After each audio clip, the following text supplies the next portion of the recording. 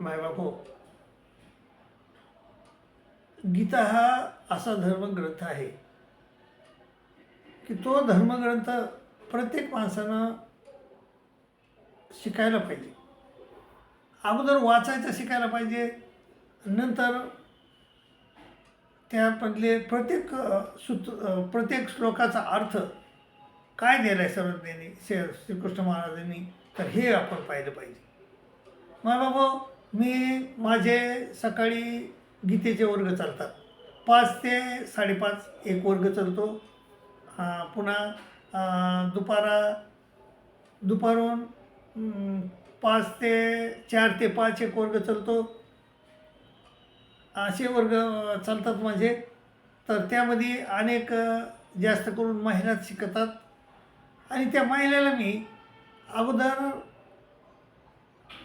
गीता कशी वाचावी हे सांगतो, शिकवतो. आधी वाचून झाली की चांगले वाचता आली, त्याला पद्धतशीर म्हणजे चालीवर वाचता आली पाहिजे. व्यवस्थित जशी चाल पाहिजे तशी चाली वाचता आली पाहिजे. वाचता आली की मग मी प्रत्येक अगोदर तर 11 प्रश्न आहेत. श्रीकृष्ण महाराजाला विचारले, अर्जुनानं गीतेमध्ये 11 प्रश्न विचारले. ते 11 प्रश्न मी अगोदर त्यांना लिहून देतो. तर बघा, दुसऱ्या अध्यायामध्ये पहिला प्रश्न विचारला श्रीकृष्ण महाराजानं. तर तो अर्जुन म्हणतो, देवा, स्थितप्रज्ञेश का भाषा समाधिस्तस्य केशव स्थितधी किम प्रभासित किमाशित ऊर्जेत किम, असा लिहून देतो. लिहून घेतात ते गीतेवरून, आणि त्याचा मी अर्थ खाली लिहून देतो. म्हणजे त्याचा अर्थ काय होता, ह्याच एवढ्या श्लोकाचा अर्थ काय होतो की अर्जुनानं काय प्रश्न विचारला, म्हणजे तो संस्कृतमध्ये झाला, पण मराठीत काय म्हणले. तर ते म्हणतं, अर्जुन म्हणतो की देवा, तो स्थितप्रज्ञ माणूस म्हणजे ज्याचं मन एकाग्र झाले, तो कसा बोलतो, कसा चालतो, कसा वागतो हे मला सांगा, की म्हणून ज्यामुळे मी त्याप्रमाणे वागन आणि माझं भलं करून घेईन. तर असं लिहून देतो. आता दुसरा तर त्याचं उत्तर पुन्हा लिहून देतो. तर उत्तरामध्ये तर काय म्हणले श्रीकृष्ण अर्जुनानं काय विचारलं की स्थितप्रज्ञ का भाषा समाधीस्त शकेशिव स्थितधी किम प्रभासित किमाशित ऊर्जित.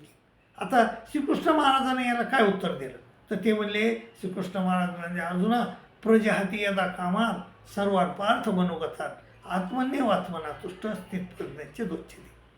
जो माणूस मनातील सर्व कामनाचा त्याग सोडून देतो, प्रजहाती म्हणजे सोडून देतो, प्रजहाती यदा कामात सर्वात पार्थ मनोगतात आत्मन्य वात्मना तुष्ट. आत्मा म्हणजे परमेश्वर, परमेश्वराच्या चिंतनात गळून जातो, सगळं कामना सोडून देतो आणि परमेश्वराच्या चिंतनात गळून जातो.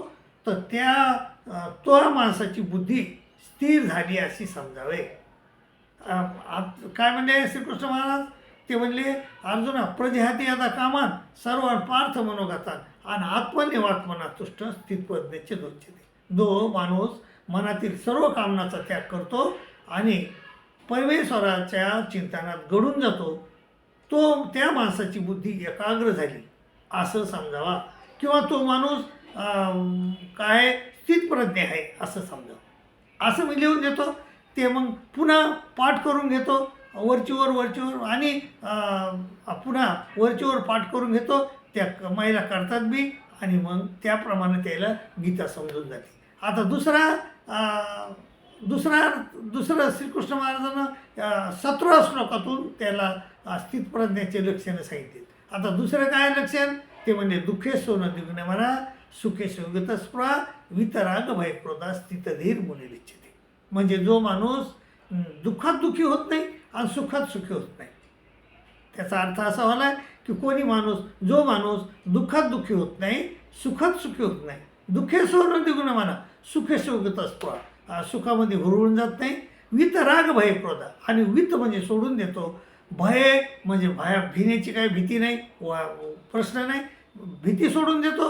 वित राग म्हणजे आसक्ती सोडून देतो. वित राग भय क्रोध, वित म्हणजे सोडून देतो, भय राग आणि क्रोध सोडून देतो, आणि त्याला स्थितप्रज्ञ असं म्हणावा, त्याची बुद्धी एकाग्र झाली अशी म्हणावा, असं मी लिहून देतो.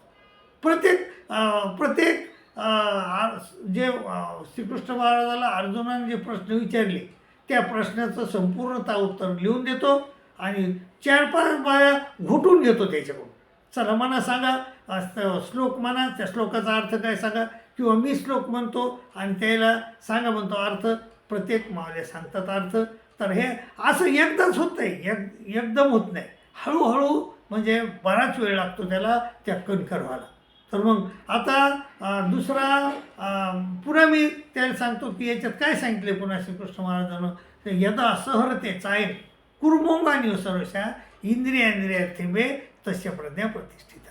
म्हणजे जसा कासवाला संकट आल्यानंतर तो आपले अवयव व आपल्या त्या कवचात ओढून घेतो, त्याप्रमाणे जो साधक आहे त्या साधकाला जर काही संकट वाटलं तर तो आपले इंद्रिय म्हणजे 5 कर्मेंद्रिय 5 ज्ञानेंद्रिय तो आपले ओढून घेतो बघा. म्हणजे त्याच्याकडं धावू देत नाही त्या इंद्रियाला.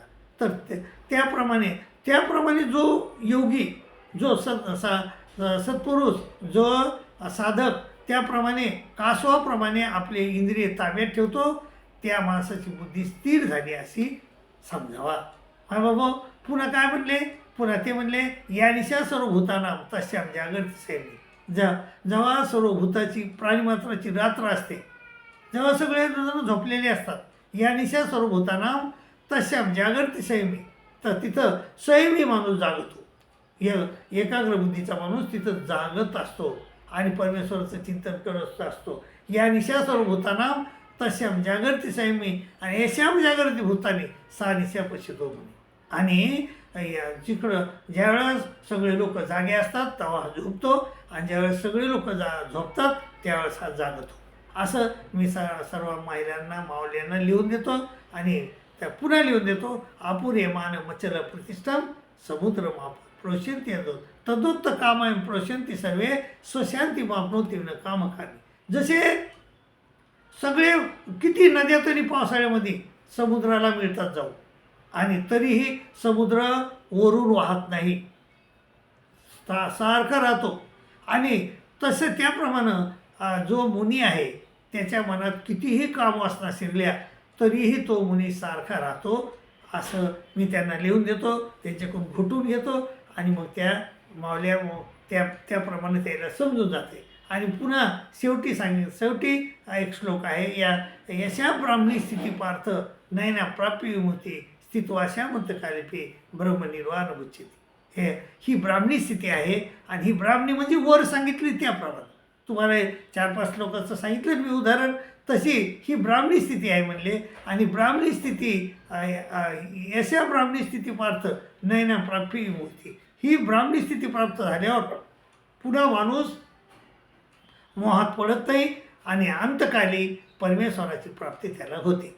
असं मायबाबा ह्या लोकांना मी समजून सांगतो मावल्यांना आणि ते समजून जातात. आणि बऱ्याच मावल्या अशा हिनिवत देखील आपला अभ्यास करायला गीतेचा आणि चांगलं वर्तन करायला, हे फार मोठी चांगली गोष्ट आहे. तर प्रत्येकानं अशा गोष्टी करायला पाहिजे. प्रत्येकानं लोकांना अध्यात्माकडं न्यायला पाहिजे. खरं अध्यात्मच आहे, हा जो भौतिक विषय आहे तो खरा नाही, अध्यात्म खरे. म्हणून अध्यात्माकडं प्रत्येकाला ओढलं पाहिजे. अध्यात्माची गोडी प्रत्येक साधूनं आपल्या ग्रस्थाश्रमी लोकांना लावली पाहिजे. हेच आपलं कर्तव्य आहे. मायबाबा जसे मुंडे साहेब काम करतात त्याच्या भौतिक जीवनामध्ये ते काम करतात, त्याला जे काम दिलं ते निमूटपणे करतात.